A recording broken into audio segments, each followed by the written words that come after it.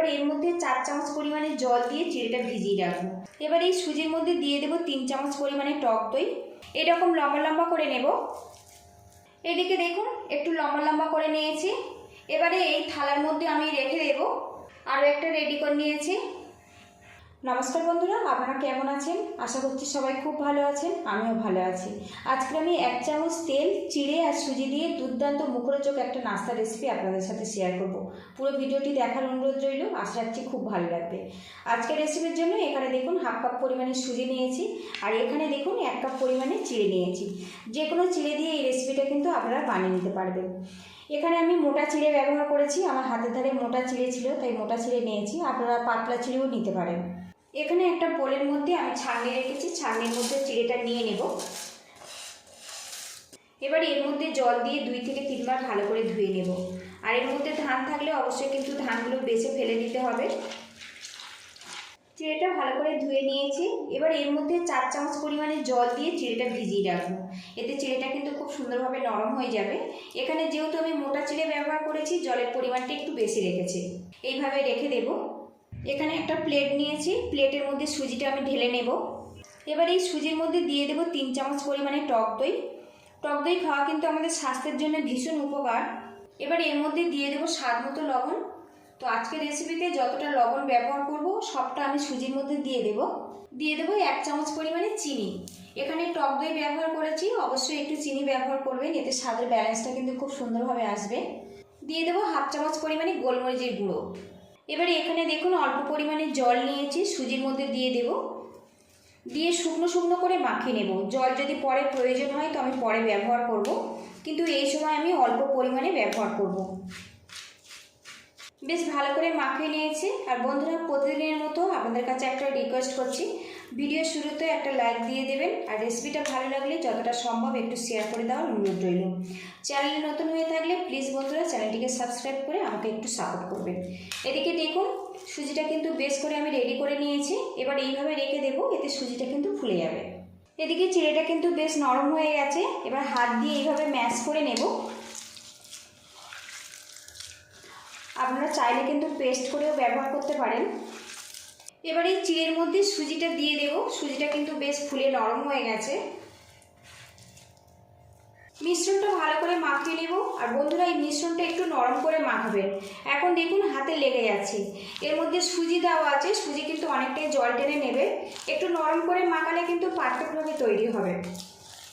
এবার এর মধ্যে সামান্য পরিমাণে বেকিং পাউডার দিয়ে দেব। এখানে চিড়ে সুজির পরিমাণ অনুযায়ী কিন্তু বেকিং পাউডারটা ব্যবহার করতে হবে। বেকিং পাউডার দিয়েছি, ভালো করে মিক্স করে নেব। এখানে ছাঁকনিযুক্ত একটা থালা নিয়েছি, আর এখানে দেখুন সামান্য পরিমাণে সাদা তেল নিয়েছি। দুটো হাতে ভালো করে মেখে নেব, আর এইভাবে থালার মধ্যে লাগিয়ে দেব। এখানে যে সুজির মিশ্রণটা আমি রেডি করেছিলাম অল্প একটুখানি নেব, এরকম লম্বা লম্বা করে নেব। এদিকে দেখুন একটু লম্বা লম্বা করে নিয়েছি। এবারে এই থালার মধ্যে আমি রেখে দেব। আরও একটা রেডি করে নিয়েছি।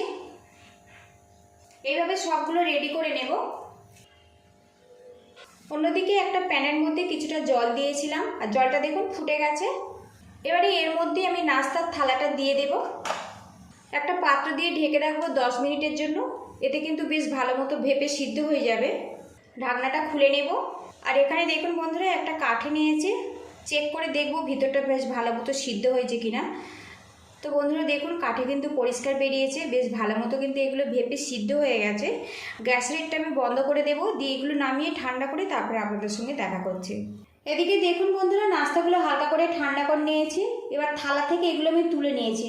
তো খুব সহজে কিন্তু এগুলো উঠে গেছে।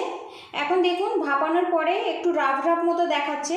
এইভাবে রেডি করে নিলে কি বলুন তো বন্ধুরা, খুব সহজে কিন্তু এই যে ভিতরে যে হালকা হালকা গর্ত গর্ত আছে না, খুব সহজে কিন্তু মশলাগুলোর মধ্যে চলে যাবে। এখানে দেখুন ছুরি নিয়েছি। এবার ছোট ছোট করে টুকরো করে নেব। আপনারা চাইলে বড় ছোট যেমন ইচ্ছে টুকরো করে নিতে পারেন। এইভাবে আমি টুকরো করে নেব।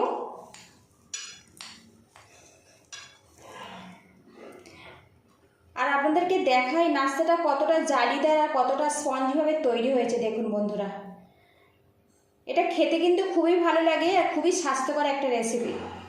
এখন তো গরম পড়ে গেছে, খুব তেল মশলা খাবার কিন্তু কারোরই ভালো লাগে না, আর স্বাস্থ্যের পক্ষে মোটেও ভালো নয়। এইভাবে এই নাস্তাটা কিন্তু একবার বানিয়ে দেখতে পারেন। বাড়িতে বানালে অবশ্যই কিন্তু কমেন্ট বক্সে জানাবেন কেমন হয়েছে। সবগুলো নাস্তা আমি এইভাবে ছোট ছোট করে টুকরো করে নেব। এই রেসিপিটা মর্নিং ব্রেকফাস্টেও বানাতে পারেন, বাচ্চাদের স্কুল টিফিনেও দিতে পারেন, কিংবা বিকালের নাস্তাতেও কিন্তু পরিবেশন করতে পারেন। সবগুলো নাস্তা দেখুন আমি টুকরো করে কেটে নিয়েছি। প্যানটা গরম করে নিয়েছি, এর মধ্যে 1 চামচ পরিমাণে সাদা তেল দিয়ে দিলাম। তেলটা গরম হয়ে গেছে, দিয়ে দেবো 1/2 চামচ পরিমাণে কালো সর্ষে, দিয়ে দেবো 1/2 চামচ পরিমাণে সাদা জিরা, দিয়ে দেবো 1 চামচ পরিমাণে কারি পাতা কুচি। কারি পাতাটা একদম ছোট করে কুচিয়ে নিয়েছি, এতে খেতে ভালো লাগবে। এগুলো ফ্রাই করে নেব। ফ্রাই করার পরে কিন্তু খুব সুন্দর একটা গন্ধ বেরিয়ে আসছে। এবারে এর মধ্যে নাস্তাগুলো আমি দিয়ে দেব, একটু উল্টে পাল্টে ফ্রাই করে নেব।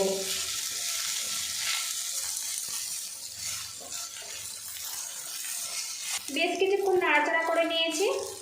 একটু স্পাইসি ভাব আনার জন্য এর মধ্যে 2 চামচ পরিমাণে টমেটো কেচাপ দিয়ে দিলাম। দিয়ে দেবো সামান্য পরিমাণে চিলি ফ্লেক্স। আপনারা চাইলে কিন্তু একটু রেড চিলি পাউডার কিংবা লাল লঙ্কার গুঁড়ো ব্যবহার করতে পারেন। ভালো করে মিক্স করে নেব। উপর থেকে আরও সামান্য পরিমাণে লবণ অ্যাড করে দিলাম। লবণটা আপনারা সবসময় স্বাদ মতো দেবেন। ভালো করে মিক্স করে নিয়েছি। আর বন্ধুরা এখন দেখুন সুজি আর চিড়ে দিয়ে দারুণ মুখরোচক স্বাদের নাস্তা কিন্তু আমার রেডি হয়ে গেছে। আজকের রেসিপিটা যদি ভালো লাগে প্লিজ বন্ধুরা লাইক শেয়ার সাবস্ক্রাইব করে আমার পাশে থাকবেন। তো নাস্তাটার লুকিং দেখুন বন্ধুরা, ভীষণ টেস্টি আর ভীষণ হেলদি একটা রেসিপি। এবার এটা নামিয়ে তারপরে আপনাদের সঙ্গে দেখা করছি। নাস্তাগুলো পরিবেশনের জন্য আমি রেডি করে নিয়েছি বন্ধুরা। রেসিপিটা যদি ভালো লাগে প্লিজ বন্ধুরা বাড়িতে এইভাবে ট্রাই করবেন। পুরো ভিডিওটির সঙ্গে থাকার জন্য অসংখ্য ধন্যবাদ। ভালো থাকবেন, সুস্থ থাকবেন, দেখা হবে নেক্সট ভিডিওতে। তো বন্ধুরা সত্যি খুবই ডিলিশিয়াস, খুবই স্বাস্থ্যকর একটা রেসিপি। তো বন্ধুরা লুকিংটা দেখুন।